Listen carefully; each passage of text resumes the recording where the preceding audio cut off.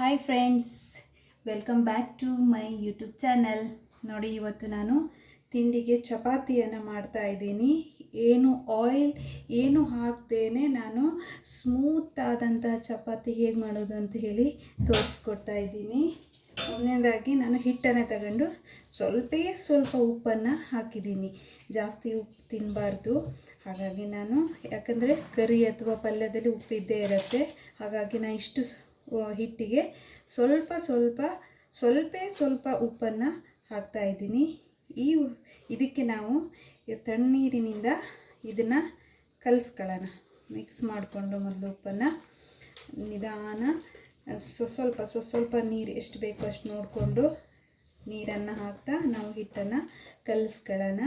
ಯಾವುದೇ ಎಣ್ಣೆ ಇಲ್ಲದೇ ಸ್ಮೂತಾದ ತುಪ್ಪ ಎಣ್ಣೆ ಏನೂ ಬೇಡ, ಸ್ಮೂತಾದ ಚಪಾತಿಯನ್ನು ಹೇಗೆ ಮಾಡೋದು ಅಂತ ಹೇಳಿ ನಾನು ಇವತ್ತು ತೋರಿಸ್ಕೊಡ್ತಾ ಇದ್ದೀನಿ.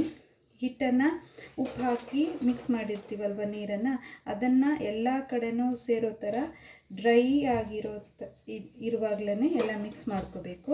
ಆಮೇಲೆ ನೀರು ಎಷ್ಟು ಬೇಕೋ ಅಷ್ಟು ನೋಡಿಕೊಂಡು ನೀರನ್ನು ಹಾಕಿ ಹಿಟ್ಟನ್ನು ಮಿಕ್ಸ್ ಮಾಡಿ ಚೆನ್ನಾಗಿ ಇದನ್ನು ಮಿಲ್ಕೋಬೇಕು.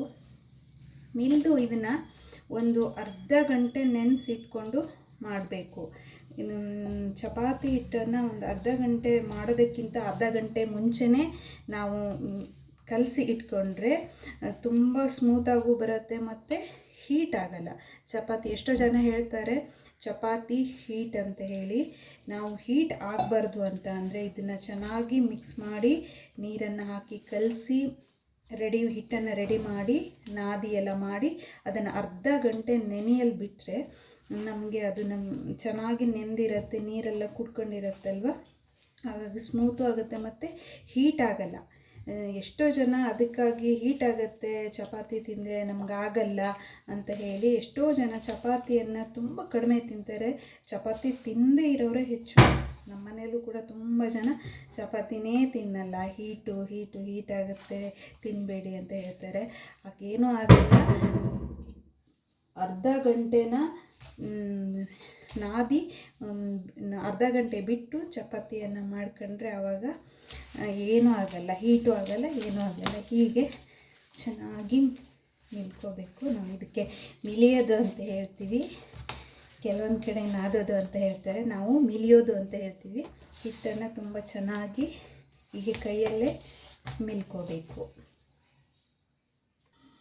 ನೋಡಿ, ಹಿಟ್ಟನ್ನು ಹೀಗೆ ಕಲಿಸ್ಕೊಂಡು ಇದನ್ನು ಅರ್ಧ ಗಂಟೆಗಳ ಕಾಲ ಹಾಗೆ ಬಿಡೋಣ.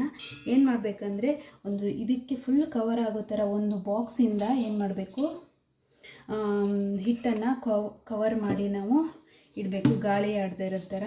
ಇದು ಗಾಳಿ ಆಡಿದರೆ ಹಿಟ್ಟು ಫುಲ್ ಗಟ್ಟಿ ಆಗಿಬಿಡುತ್ತೆ, ಚಪಾತಿ ಒರೆಯೋದಕ್ಕೆ ಚೆನ್ನಾಗಾಗಲ್ಲ. ಹಾಗಾಗಿ ಒಂದು ಬಾಕ್ಸ್ ಫುಲ್ ಕವರ್ ಆಗೋ ಥರ, ಗಾಳಿ ಆಡದೇ ಇರೋ ಥರ ಒಂದು ಬಾಕ್ಸನ್ನು ಮುಚ್ಚಿ ಅರ್ಧ ಗಂಟೆ ಹಾಗೆ ಬಿಟ್ಟು ಆಮೇಲೆ ಇದನ್ನು ಚಪಾತಿನ ಲಟ್ಟಿಸಿದರೆ ತುಂಬ ಚೆನ್ನಾಗಿ ಬರುತ್ತೆ. ಇದನ್ನು ಹಾಗೆ ಅರ್ಧ ಗಂಟೆ ಬಿಟ್ಟುಬಿಡೋಣ. ಇವಾಗ ನೋಡಿ, ಇದು ಅರ್ಧ ಗಂಟೆ ಹಾಗೆ ಬಿಟ್ಟಿದ್ದೆ, ಹೇಗೆ ಎಷ್ಟು ಸ್ಮೂತಾಗಿ ಬಂದಿದೆ ಅಂತ ಹೇಳಿ. ನೋಡಿ ಎಷ್ಟು ಚೆನ್ನಾಗಿ ಬಂದಿರೋದೆ ಅಂತ ಹೇಳಿ. ಇವಾಗ ನಾವು ಇದನ್ನು ಉಂಡೆ ಮಾಡಿಕೊಂಡು ಚಪಾತಿನ ಲಟ್ಸ್ಕೊಳ್ಳೋಣ. ಇವಾಗ ನೋಡಿ, ನಾನು ಲಟ್ಟಿಸ್ಕೊಂಡಿದ್ದೀನಿ. ಹಿಟ್ಟನ್ನು ಹಾಕಿ ಯಾವುದೇ ಎಣ್ಣೆಯನ್ನು ಸೇರಿಸ್ತೇನೆ, ಕೇವಲ ಹಿಟ್ಟು ಒಂದೇ ಹಾಕಿ ಇದನ್ನು ನಾನು ಲಟ್ಟಿಸ್ಕೊಂಡಿದ್ದೀನಿ. ಇವಾಗ ಅದನ್ನು ಡ್ರೈ ಆಗಿಯೇ ಬೇಯಿಸ್ಕೊಳ್ಳೋಣ. ಯಾವುದೇ ಎಣ್ಣೆ ತುಪ್ಪ ಯಾವುದು ಮಿಕ್ಸ್ ಮಾಡೋದು ಬೇಡ, ಹಚ್ಚೋದು ಬೇಡ. ಹಚ್ಚದೇನೆ ಡ್ರೈ ಆಗಿ ಬೇಯಿಸ್ಕೊಳ್ಳೋಣ. ನೋಡಿ, ಯಾವುದೇ ಎಣ್ಣೆ ಇಲ್ಲದೇ ಡ್ರೈ ಆಗಿ ಬೇಯಿಸ್ಕೊಳ್ಳೋಣ. ನಾನು ಮೊದಲೇ ಹೇಳ್ದಂಗೆ ಆಯಿಲು, ಉಪ್ಪು, ಸಕ್ಕರೆಯನ್ನು ತುಂಬ ಕಡಿಮೆ ಯೂಸ್ ಮಾಡಿದ್ರೇ ಒಳ್ಳೆಯದು. ನಿಮ್ಗೆ ಸ್ವೀಟ್ ಏನಾದರೂ ಬೇಕಾಯಿತು ಅಂತ ಅಂದರೆ ಹೆಚ್ಚಾಗಿ ನೀವು ಬೆಲ್ಲನ ಯೂಸ್ ಮಾಡಿ. ಅದು ದೇಸಿ ಬೆಲ್ಲ ಎಲ್ಲಿ ಮಾಡ್ತಾರೋ ಅಲ್ಲಿ ಹೋಗಿ ಬೆಲ್ಲವನ್ನು ತಗೊಂಡು ತಿನ್ನಬೇಕು. ಇವಾಗ ಸಿಗುವಂಥ ಮಾರ್ಕೆಟಲ್ಲಿ ಸಿಗುವಂತಹ ಬೆಲ್ಲನೂ ಅಷ್ಟು ಒಳ್ಳೆಯದಲ್ಲ. ಅದಕ್ಕೂ ಸಕ್ಕರೆ ಪಾಕ ಅದು ಇದು ಅಂತ ಹೇಳಿ ಮಿಕ್ಸ್ ಮಾಡ್ತಾರೆ. ಹಾಗಾಗಿ ಜೋನಿ ಬೆಲ್ಲ ಅಂತ ಹೇಳಿ ಆಲೆ ಮನೆಯಲ್ಲಿ ಸಿಗುತ್ತೆ, ಅಲ್ಲಿ ಹೋಗಿ ನಾವು ಡೈರೆಕ್ಟಾಗಿ ತಗೊಂಡು ಅದನ್ನು ತಿನ್ನೋದ್ರಿಂದ ಆರೋಗ್ಯಕ್ಕೆ ತುಂಬ ಒಳ್ಳೆಯದು.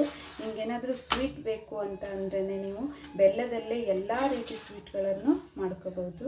ನೋಡಿ, ನಾನು ಯಾವುದೇ ಎಣ್ಣೆಯನ್ನು ಹಾಕದೇ ಚಪಾತಿನ ಬೇಯಿಸ್ಕೊಂಡಿದ್ದೀನಿ. ಹೇಗೆ ಉಬ್ತಾ ಇದೆ ಅಂತ ಹೇಳಿ ನೋಡಿ. ನಾನು ಕೂಡ ತುಂಬ ಆಯಿಲನ್ನು ಮತ್ತು ಉಪ್ಪನ್ನು ತುಂಬ ಕಡಿಮೆ ಯೂಸ್ ಮಾಡ್ತೀನಿ. ಎಲ್ಲದಕ್ಕೂ ತುಂಬ ಕಡಿಮೆನೇ ಹಾಕ್ತೀನಿ. ಕರಿ ಆಗಲಿ, ಯಾವುದೇ ಹುರಿಯೋ ಪಲ್ಯ ಆಗಿರಲಿ, ಯಾವುದೇ ಆಗಿರಲಿ ನಾನು ಎಣ್ಣೆನ ತುಂಬ ಕಡಿಮೆ ಹಾಕ್ತೀನಿ. ಚಪಾತಿಗಂತೂ ಹಾಕೋದೇ ಇಲ್ಲ. ನೋಡಿ ಇವಾಗ ಸ್ಮೂತ್ ಆದಂತಹ ಚಪಾತಿ ಮತ್ತು ಪಲ್ಯ ರೆಡಿಯಾಗಿದೆ. ನೋಡಿ ಎಷ್ಟು ಸ್ಮೂತಾಗಿ ಬಂದಿದೆ ಅಂತ ಹೇಳಿ. ನೋಡಿ, ಪದರ ಎಲ್ಲ ಆಗಿದೆ. ಯಾವುದೇ ಎಣ್ಣೆ ಇಲ್ಲದೇನೂ ಕೂಡ ಈ ಥರ ಪದರ ಆಗಿ ಸ್ಮೂತಾಗಿರೋ ಚಪಾತಿಯನ್ನು ಮಾಡ್ಬೋದು. ನೋಡಿ, ಇವಾಗ ನನ್ನ ಮಗನಿಗೆ ಇದನ್ನು ಸರ್ವ್ ಮಾಡ್ತಾಯಿದ್ದೀನಿ.